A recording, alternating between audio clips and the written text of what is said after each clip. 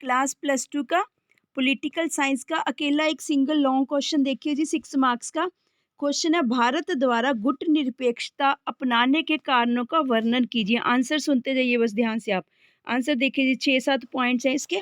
First heading देखिए, भारत की निर्गुटता की नीति उदासीनता की नीति नहीं है। भारत की निर्गुटता की नीति उदासीनता की नीति नहीं है, क्योंकि भारत ने स्वयं को अंतर्राष्ट्रीय राजनीति से दूर नहीं रखा है, अपितु भारत अंतर्राष्ट्रीय राजनीति में सक्रिय एक्टिव रूप से भूमिका अभिनीत करता है, निभाता है। ठीक है जी। नंबर सेकंड पॉइंट देखिए, सैन्य समझौतों का विरोध। भारत सैन्य समझौतों का विरोध करता है, अतः भारत सेंटो नाटो सीटो वार्सा संधि, ठीक है, ये CNSW याद रख लेना कोड वर्ड से, ठीक है। सेंटो नाटो सीटो वार्सा पैक्ट आदि में सम्मिलित नहीं है। थर्ड पॉइंट देखिए जी, शक्ति राजनीतिक से दूर रहना।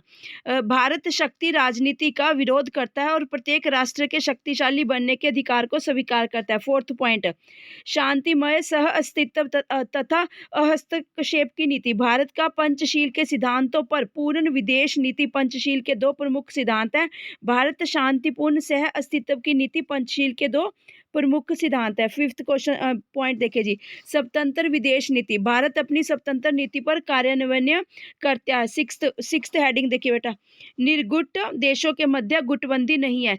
कुछ आलोचकों का मत है कि निर्गुटता की नीति गुट निरपेक्ष देशों की गुटबंदी है, किंतु आलोचकों का यह विचार उचित नहीं है। गुट निरपेक्षता का अर्थ गुट निरपेक्ष देशों का तृतीय गुट स्थापित करना नहीं है। पांचवा पॉइंट देखिए जी, मोलोटोव योजना। रूसी मंत्री मोलोटोव ने पूर्वी यूरोप के देशों को सहायता देने की एक योजना बनाई, क्योंकि योजना से इन्हें कोई सहायता नहीं मिली। इसने सोवियत संघ के नेतृत्व में साम्यवादी तथा अमेरिका के नेतृत्व के बीच शीत युद्ध को और तीव्र कर दिया। सिक्स हेडिंग पॉइंट देखिए जी, सैनिक गुटों का निर्माण।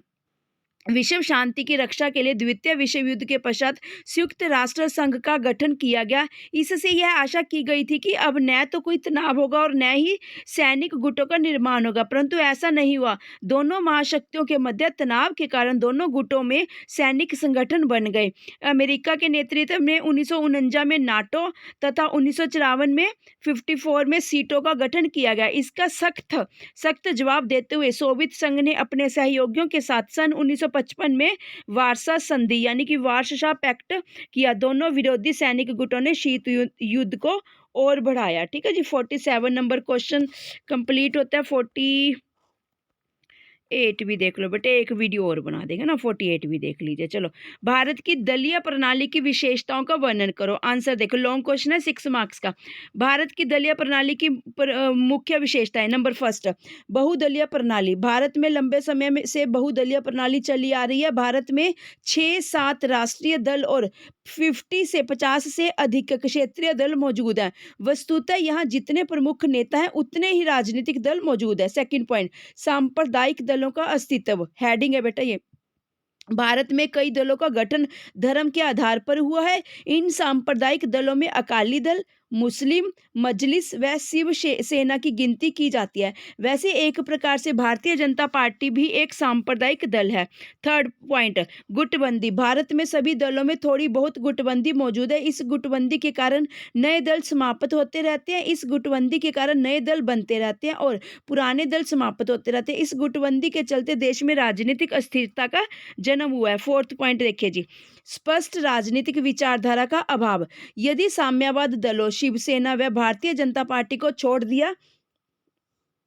दिया जाए तो बाकी दलों की और कोई स्पष्ट राजनीतिक विचारधारा नहीं है। तृतीय मोर्च में शामिल राजनीतिक दलों के मध्य विचारधारा के आधार पर विभाजन रेखा नहीं खींची जा सकती। फिफ्थ देखिए जी, दल बदल। भारत में राजनीतिक दल बदल में लिप्त है। यद्यपि 52वें व 91वें संशोधन अधिनियमों के द्वारा इस दुष्प्रवृत्ति दुष्ट प्रवृत्ति पर प्रतिबंध लगाने का प्रयास किया गया, किंतु तब भी यह प्रवृत्ति जारी है। वस्तुतः यह प्रवृत्ति नए नए रूपों में जारी है। 6 पॉइंट देखिए, व्यक्ति पूजा। भारत में राजनीतिक दलों के अध्यक्षों को देवता की तरह पूजा जाता है। यही कारण है कि यहाँ हाई कमांड व सुप्रीमो शब्द प्रचलित हो गए हैं। क्षेत्रीय दल तो एक प्रकार से प्राइवेट लिमिटेड कंपनियां बनकर रह गया। या कुछ दलों के नाम शीर्ष नेतृत्व के नाम पर रखे गए हैं बेटा। बस जी, ठीक है। Thank you students, all the very best.